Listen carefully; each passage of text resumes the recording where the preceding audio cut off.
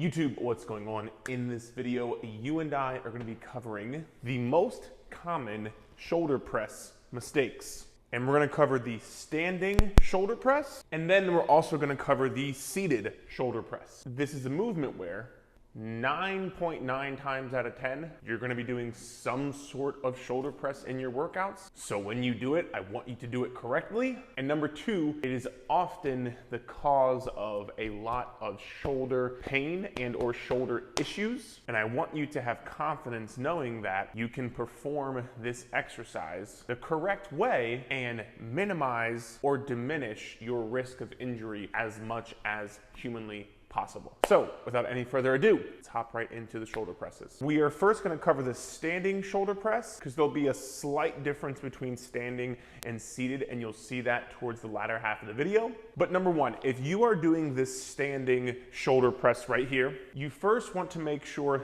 things outside of just your shoulders are set up as they should. Primarily two main things: your core and your glutes. I know this is a shoulder exercise and you have to focus on your lower body and your core. And the answer is yes, because a lot of times when people end up doing their shoulder presses, this will end up happening. They'll press above their head, they'll arch their lower back, and they'll end up getting a lot of not only shoulder pain, because the way you're doing the movement inherently puts more stress on your shoulders, but they're also gonna get some lower back pain. So if you are doing the standing shoulder press variation, you have to be sure you are trying to pull your ribs down to your belly button and brace your core like somebody's trying to punch you, or if you're trying to sit down on the toilet and you gotta push one out really hard, that's how you need to brace your core.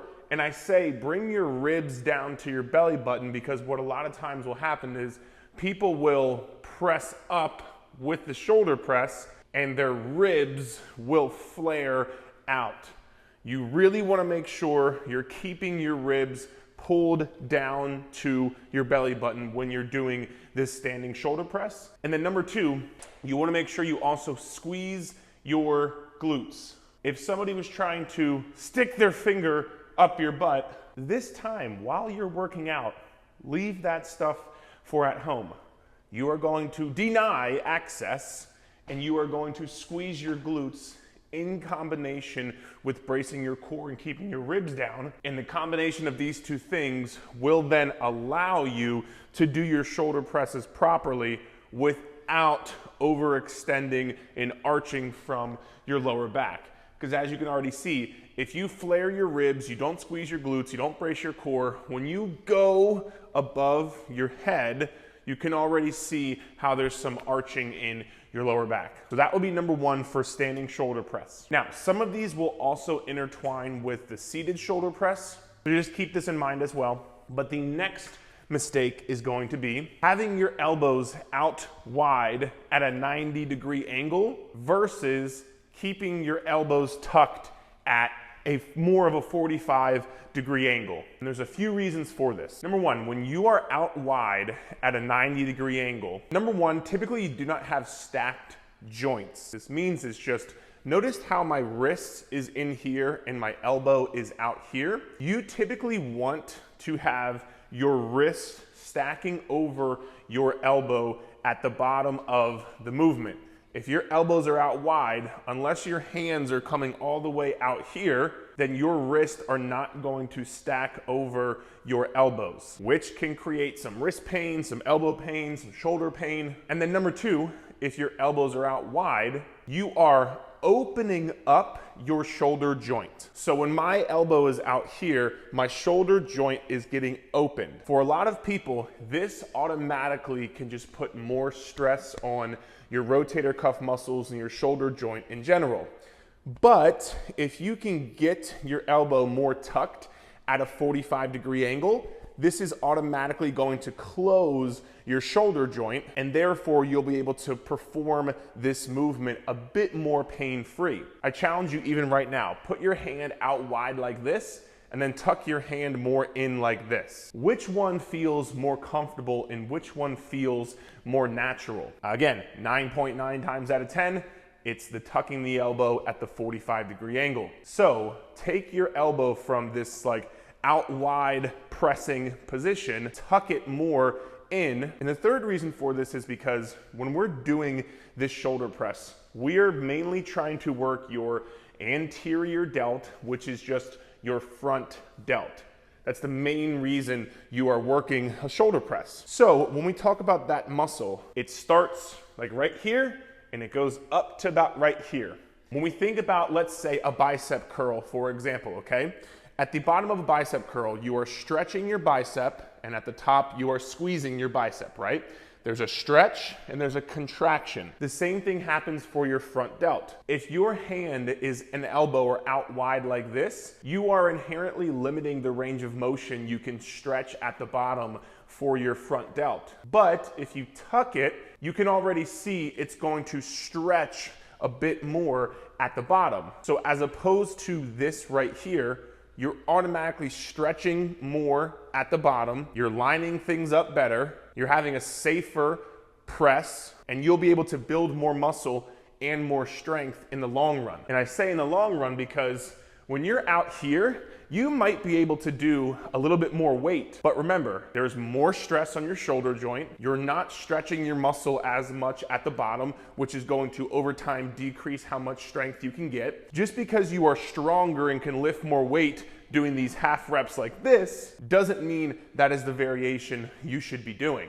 So while you may need to drop the weight a bit to perform these correctly, it will be worth it, because you doing, let's say, 20 pounds with a shoulder press like this is going to give you more results than you shoulder pressing like this, and it will leave you more injury free. So no elbows out wide, tuck them more at a 45-degree angle, and that's massive mistake number 2. Mistake number 3, getting to the top of the movement and feeling like you need to overextend your shoulders. Again, if we are trying to work our front delt, we are trying to bring this point of our shoulder closer to this point of our shoulder. So if you're doing this shoulder press, once you get to about right here, that's the end of a shoulder press. Going up here is only going to end up arching your neck up, elevating your scapula super high, and again, putting a lot of stress on your rotator cuff muscles and your shoulder joint as a whole, because your humerus, your upper arm bone, is like smashing into your shoulder joint, which is just, it's not what it's supposed to do. So when you're doing this exercise, once you get to about right here, stop, that's it. You don't need to go up here and finish and elevate your shoulders up like that. I sometimes tell people, or you might have heard, bring your shoulder closer to your ear, which I think is correct, with the only caveat of once you get to right here, you don't need to keep bringing your shoulder closer to your ear. Once you have gotten to about right here, the movement is done, and you need to just control it on the way down. So now let's go into the third mistake. Already lost counts. Third or fourth? 4, elbows out wide, overarching. Fourth mistake. The fourth mistake of a shoulder press is going to be trying to press out in front of you way too much. And I think sometimes people get mixed up because I just said don't elevate your shoulders, and sometimes people will try to push back really far, which ends up elevating their shoulders, but you also don't want to push out in front of you. Remember, the shoulder press is a press up. So as opposed to you pushing out in front of you, you're thinking about trying to press up and almost like right about where your like forehead to mid-head is. You don't want to go back. You also don't want to go in front. Press up to about where your forehead towards the middle of your head are.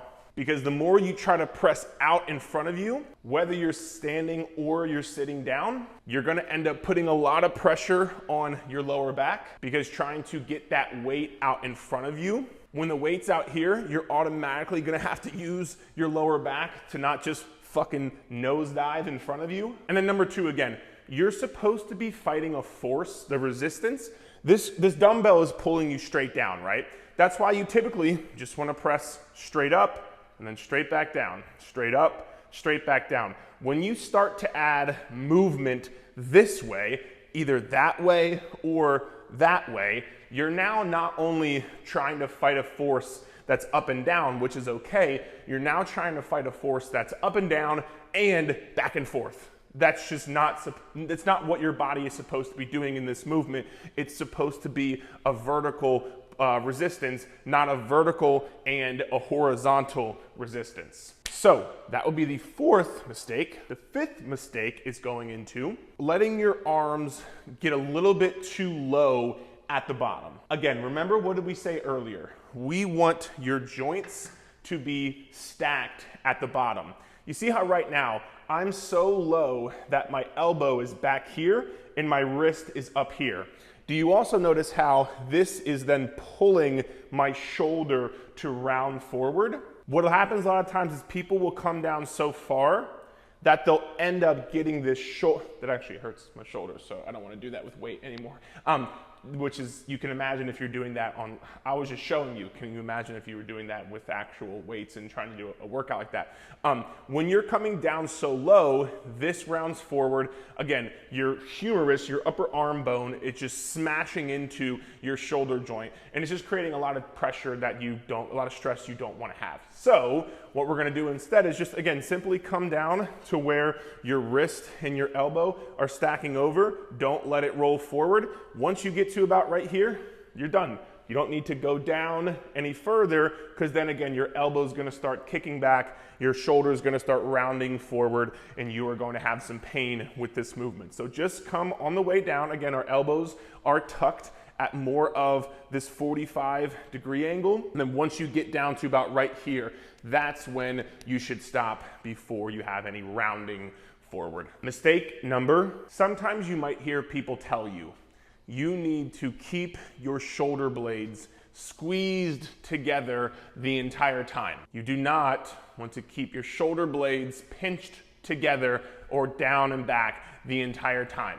I said earlier, you don't want to have your shoulder round forward at the bottom, or you don't want to overextend your arm at the top. But that doesn't mean there's not going to be some movement in your scapula area. When you are doing shoulder presses, there has to be some natural movement in your scapula, which is just your shoulder blade area. There has to be some natural movement. If I tried to keep my shoulders pinched together and then pulled down and back, and I tried to do this, after about right here, like, my shoulders are just gonna end up getting grinded together, and there's gonna be a lot of stress being put on my rotator cuff muscles in the thing, because I'm trying to go this way, but then my shoulder blades are getting pinched together so they can't move, and they're trying to stay down and back the entire time. I'm trying to go this way, but everything else is pulling me this way